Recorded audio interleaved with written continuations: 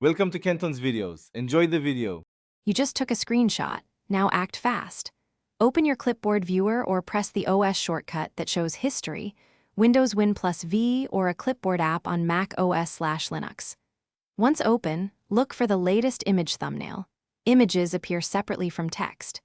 Make sure not to copy anything else before checking, because clipboards hold one active item unless History is enabled. This step is about securing the image quickly, so you can paste or save without losing the screenshot. Once you've opened the Clipboard History or a Clipboard Manager, scan thumbnails to find the screenshot. Image entries typically show a mini preview. Click the image to open a larger preview or select Paste into an image editor, Paint, Preview, or any app that accepts images, so you can inspect quality and crop if needed.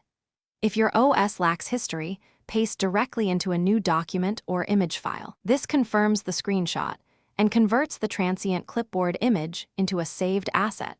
To finish, paste the screenshot into an editor and use Save As to create a PNG or JPEG with a clear file name and location.